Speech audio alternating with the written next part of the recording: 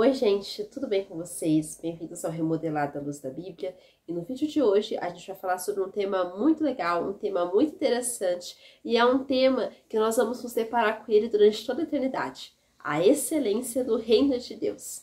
Mas antes, vamos começar?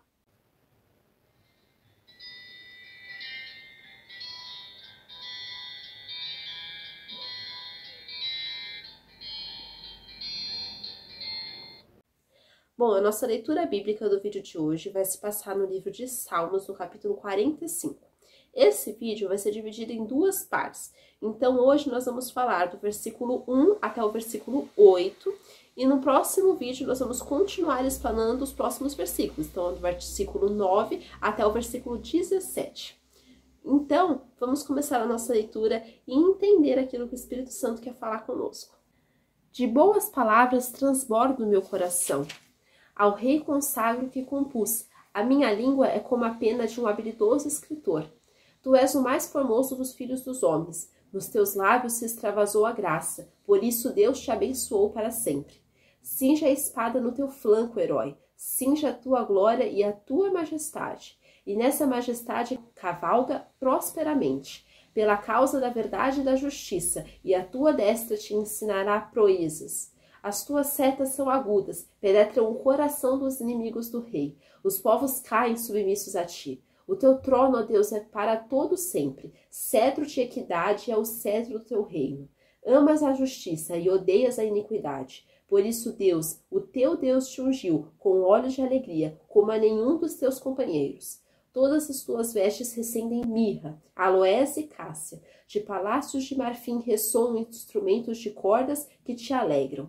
Então, a primeira coisa que a gente pode ver aqui nesse salmo composto pelos filhos de Corá, a gente percebe aqui o coração preenchido. Eu gosto muito de ler esse salmo porque a gente começa a pensar no reino de Deus. E a gente começa a pensar comparando o reino humano, o reino de um rei, né, de um guerreiro naquela época de Davi mesmo, né, os palácios dos reis, as vitórias que eles tinham na guerra, as proezas, e a gente pensa em Deus, em Jesus, aquilo que Jesus fez por nós, lutando contra o diabo, conquistando a nossa salvação.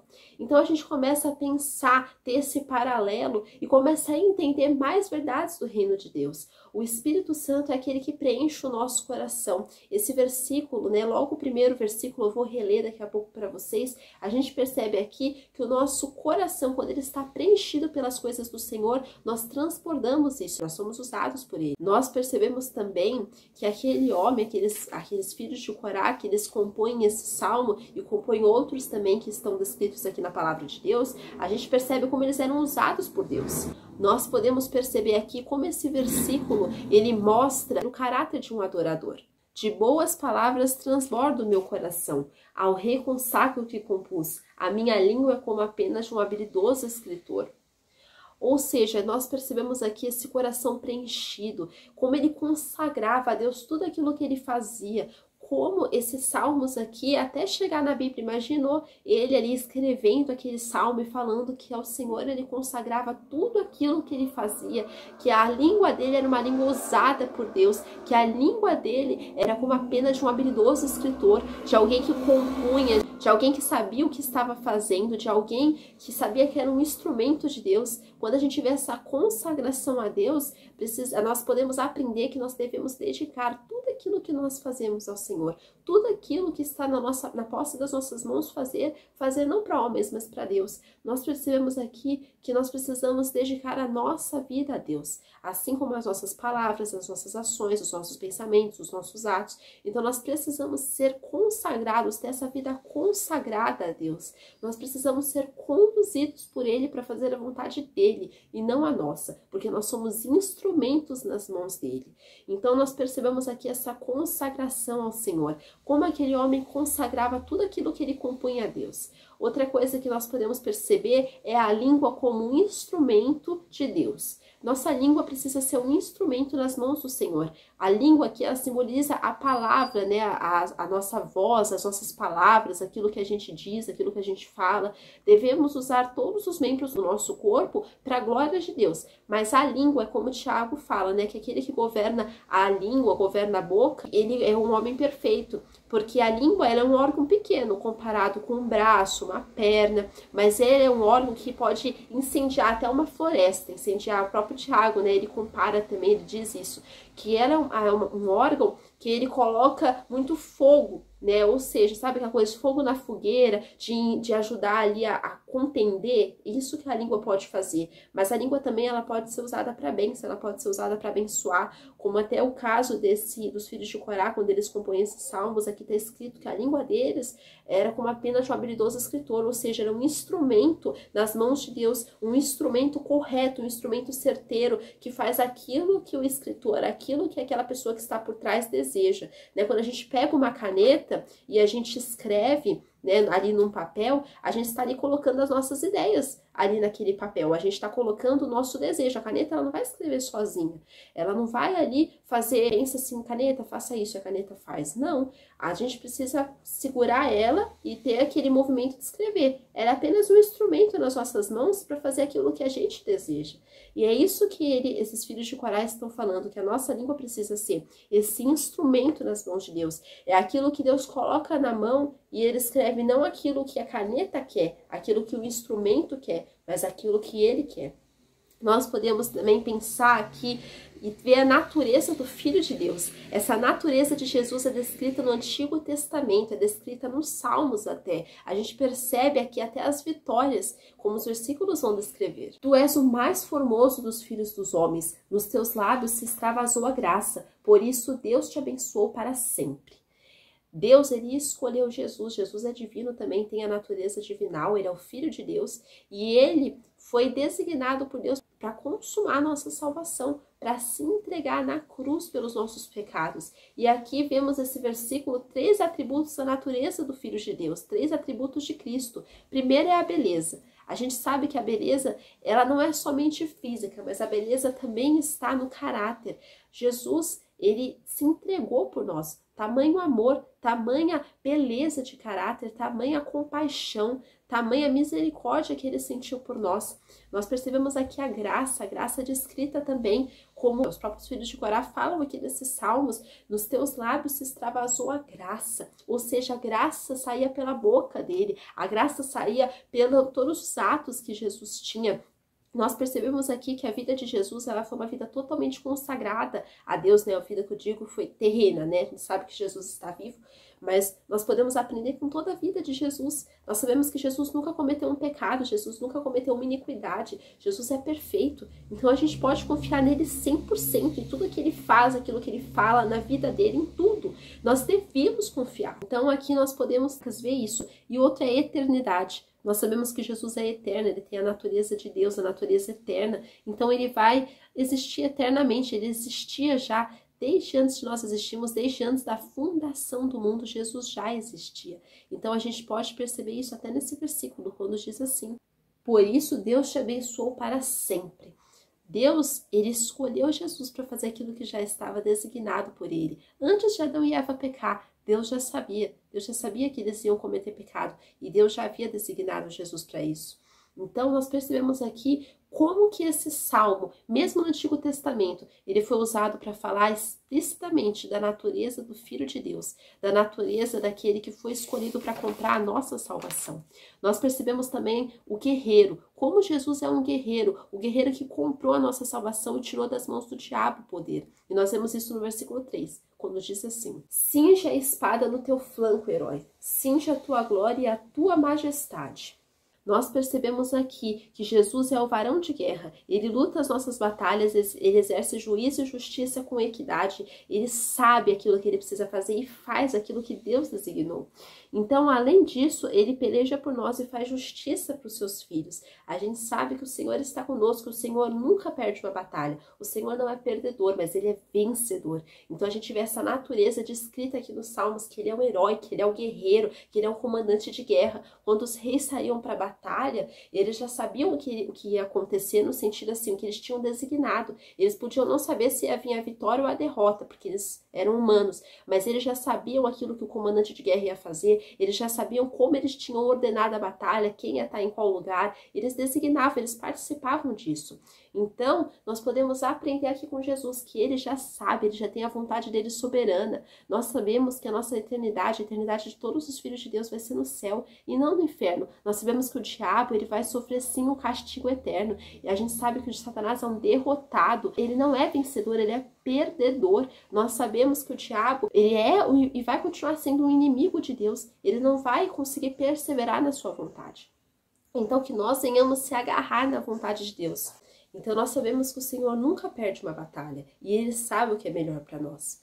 Outra coisa que nós podemos perceber é o defensor da verdade e da justiça, quando o versículo diz: "E nessa majestade cavalga prosperamente, pela causa da verdade e da justiça, e a tua destra te ensinará proezas."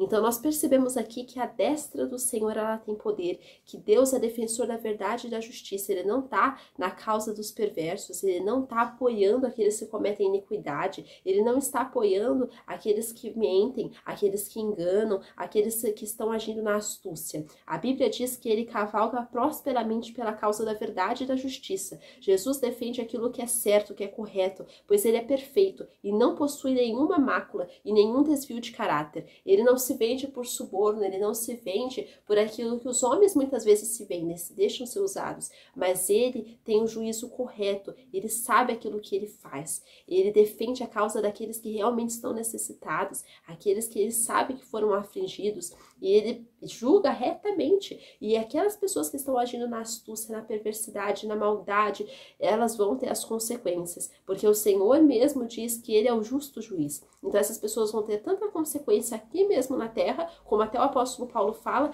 que elas seguem enganando e sendo enganadas, tanto no céu, porque elas vão ter a justiça e o castigo eterno sobre a vida delas. Nós também podemos perceber a submissão e o juízo, quando o versículo diz: "As tuas setas são agudas, penetram o coração dos inimigos do rei, e os povos caem submissos a ti." Nós sabemos aqui que esses inimigos do rei são os próprios demônios, são o diabo, Satanás que está por trás. Nós sabemos que os inimigos do rei, eles não são mais carnais, mas eles são também espirituais. Jesus vai com justiça e juízo sobre a terra, submetendo os povos também e sujeitando todas as pessoas no seu governo. Nós sabemos que todo joelho se dobrará e toda a língua confessará que só Jesus é Deus, só Ele é Senhor. Então nós sabemos que isso vai acontecer, independente mais da vontade dessas pessoas de aceitar ou não aceitar o governo, acreditar ou não acreditar em Jesus, nós sabemos que isso vai acontecer assim na eternidade. Nós temos o pleno conhecimento disso, porque a palavra mesmo nos alerta. Mas nós sabemos também que o diabo vai ter o castigo eterno, ele vai ser julgado e ele vai ser atormentado o tempo todo no inferno. E devemos também nos lembrar que o inferno não foi feito para os seres humanos, mas o inferno foi criado por Deus para Satanás passar a eternidade lá com os demônios dele. Então, nós sabemos que o inferno não foi criado para o ser humano, mas o diabo quer levar todas as pessoas. Ele sabe que o tempo dele está próximo, ele sabe que um dia, e já está próximo, onde todo mundo vai acabar, onde tudo vai acabar e onde a eternidade vai continuar, né? Porque a eternidade ela não para, mas ela vai continuar e ele vai ter o castigo dele eternamente no inferno. Nós sabemos também quais são as marcas do governo de Deus nesses versículos, que dizem assim: "O teu trono, ó Deus, é para todo sempre. Cedro de equidade é o cedro do teu reino." Nós sabemos aqui as marcas desse governo de Deus e neste versículo vemos duas marcas do governo dele. Primeira é a eternidade e segunda é a equidade. O trono de Deus é eterno e ele pratica aquilo que é certo e não julga nada incorretamente. Nós sabemos, como eu falei aqui, que o Senhor é o justo juiz e nós sabemos que o Senhor se assenta no seu alto e soberano trono, no seu alto e sublime trono perante toda a eternidade. Ninguém vai tirar ele de lá. Nem o maior governante terreno, nem o maior governante humano, nem Satanás, nem nenhum demônio, ninguém pode tirar ele de lá, pois ele é Deus. E nós sabemos também que Satanás, ele queria usurpar trono do Senhor, ele queria usurpar o governo do Senhor, ele queria para ele toda aquela soberania de Deus, mas ele não derrotado, não conseguiu e jamais vai conseguir. Então, ele quer fazer o quê? Usar as pessoas para fazer isso, Como ele quer levar todo mundo para o inferno, então ele quer que as pessoas fiquem um invejando o outro, como ele fez desde o princípio, um mentindo para o outro, um enganando o outro, para ele pegar todas essas pessoas que são praticantes da sua vontade e levar para o inferno para ficar eternamente com ele. Mas nós percebemos aqui nas marcas do governo de Deus, como o Senhor ainda tem controle sobre a história, como o Senhor não perdeu o governo, não perdeu o domínio, como o Senhor é soberano. Então nós sabemos aqui que o Senhor, ele sabe fazer justiça, ele sabe fazer juízo, e ele vai estar eternamente no seu alto trono, no seu trono soberano. E nós, como seus filhos, vamos estar, sim, adorando a ele eternamente no céu. Nós vamos estar perante ele, perante os seus olhos de fogo, e nós vamos estar prostrados aos seus pés, adorando a ele, agradecendo pela salvação, agradecendo por tudo aquilo que ele fez e faz por nós. Nós percebemos também o caráter de Deus, quando o versículo 7 diz assim: amas a justiça e odeias a iniquidade. Por isso Deus, o teu Deus, te ungiu com óleo de alegria, como a nenhum dos teus companheiros. Nós percebemos aqui como o caráter de Deus, ele é perfeito, como o caráter de Cristo é colocado aqui nesse salmo. Deus ama a justiça, Jesus ama aquilo que é certo, aquilo que é justo. Jesus ama julgar as causas daqueles que estão necessitados. O Senhor se agrada da retidão e tem prazer naquilo que é certo, mas odeia a iniquidade, a desonestidade, a falta de caráter, a falta de juízo, a impiedade. O Senhor odeia porque isso faz guerra contra o seu caráter. O Senhor odeia porque isso é uma marca de Satanás na alma humana, na alma caída, adâmica. Isso é uma marca da desobediência contra Deus, porque o Senhor não criou o homem para fazer guerra contra ele. O Senhor não criou o homem para ser injusto, perverso, pérfido, pecaminoso, mas o Senhor nos criou, sim, lá antes da queda, para ser eternos, para ter essa natureza, esse caráter incorruptível, para ter esse caráter, para realmente nós vivemos a eternidade inteira, não existir nem morte. Mas Satanás maculou esse caráter, a queda maculou. Então nós precisamos sim nos arrepender todos os dias perante ele e buscar essa limpeza, buscar essa transformação, buscar que Cristo nos limpe com o sangue dele, para que nós venhamos crescer em graça, crescer em maturidade, crescer sim em transformação perante ele. Outra coisa que nós podemos perceber aqui é a unção e a aprovação de Deus sobre Cristo. Nós percebemos aqui nesse salmo que ele fala que Deus, o teu Deus, ele te ungiu como além, como mais do que seus companheiros. Ele escolheu Jesus, ou seja, ele não escolheu nenhum anjo, ele não escolheu nenhum serafim, nenhum querubim, nenhum serafim, ele escolheu Jesus. Nós sabemos que Jesus, sim, é o dono de toda adoração. Ele é o dono de todo louvor. O Senhor ama os seus filhos, mas Jesus, ele é o nosso Salvador. Jesus, ele é o Filho de Deus, que por causa dele, nós somos chamados de filhos de Deus, porque ele nos deu a salvação. Ele morreu por nós, para que nós venhamos ter a eternidade toda no céu. Então, Jesus, ele tem essa natureza divina, e aqui é muito explícito nesses salmos, o óleo de alegria, né? Como ele fala que ele ungiu com óleo de alegria. Nós sabemos que Jesus, ele é o dono de toda alegria. Um dos frutos do Espírito é a alegria, e nós precisamos ter isso no nosso coração. Nós precisamos ter isso como uma marca do governo de Deus sobre nós, e nós precisamos também ser como nosso Pai, buscar, não que nós temos a natureza divina, mas buscar esses frutos do Senhor, buscar assim ser transformados por ele a cada dia. Nós percebemos também que essa aprovação de Deus, ela se dava desde a eternidade com Jesus. Nós sabemos que Jesus, ele é o nosso Deus. Jesus é aquele que foi, como eu falei, designado por Deus para comprar a nossa salvação. E como nós devemos todo o nosso louvor, toda a nossa vida a ele, por tudo aquilo que ele já fez, porque a salvação é o maior tesouro que o homem pode ter.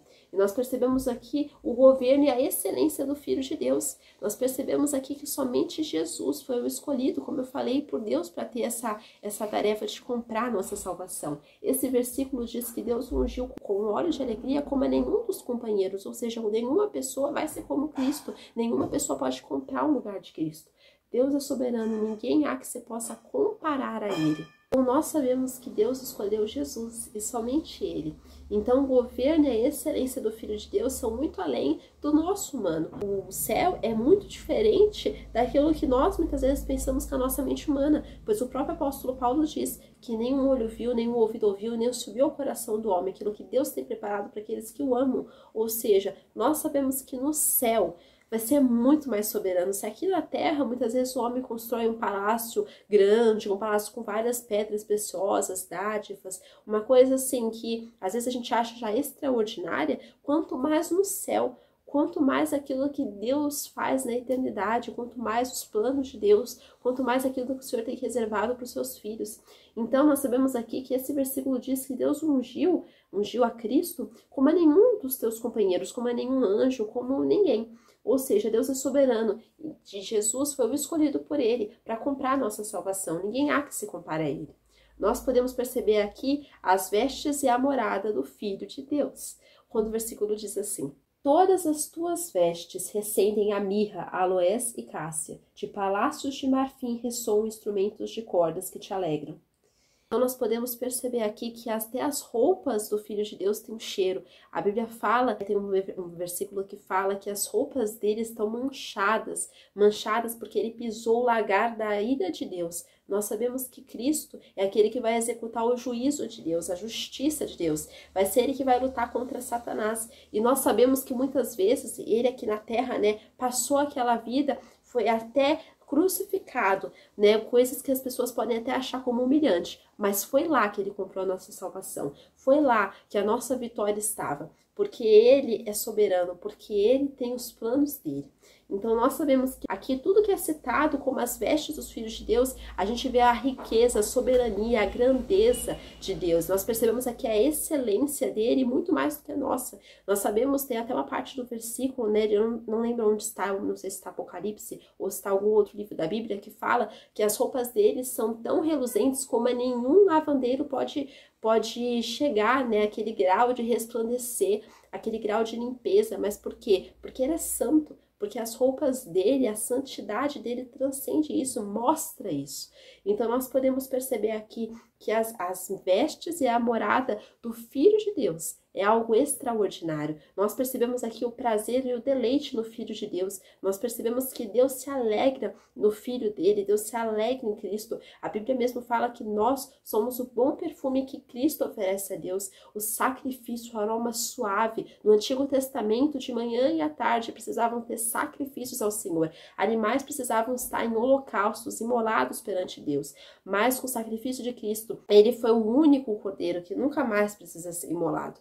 Nós sabemos que o sacrifício dele foi único, não vai existir mais nenhum outro que se compare ao dele. Por isso que até os sacrifícios de animais já foram abolidos, no Novo Testamento, porque somente o dele foi aquele que é o único. O louvor aqui nesse versículo é representado por instrumentos de cordas também, que a gente vai até voltar para recapitular, e para nós sabemos aqui a majestade que Jesus tem. Aqui mesmo fala que de palácios de marfim ressoam instrumentos de cordas que te alegram. Então a gente pode perceber que o louvor alegra o coração de Deus. Como a Bíblia mesmo fala que Deus habita em meio aos louvores do seu povo. Então nós sabemos que Deus se alegra nos louvores, que o palácio dele é um palácio no céu que tem louvores, que nós vamos cantar santo, santo, santo eternamente a ele, que nós vamos estar eternamente perante ele, louvando o nome dele, e ele vai estar se agradando perante nós. Nós não vamos estar mais numa natureza corruptível nesse corpo humano, mas nós vamos estar num corpo celestial, revestido de eternidade, de glória. Nós não vamos estar mais nesse estado caído, mas nós vamos estar eternamente perante ele em santidade. Então que nós possamos ter, sim, esse desejo, que nós possamos nutrir o nosso coração de desejo, de vontade de chegar nesse lugar, de se apresentar perante Deus e de contemplar tudo aquilo e pensar, antes de nós pensarmos naquilo que é humano, naquilo que é terreno e ficarmos embasbacados, pensar naquilo que é do céu, pensar na eternidade e como nós vamos nos alegrar perante ele eternamente. E essa mensagem eu quero deixar no vídeo de hoje. No próximo vídeo vamos continuar estudando esses salmos e vendo aqui meditando mais marcas da excelência do reino de Deus. Fiquem com Deus, que Deus abençoe a vida de vocês. Tchau!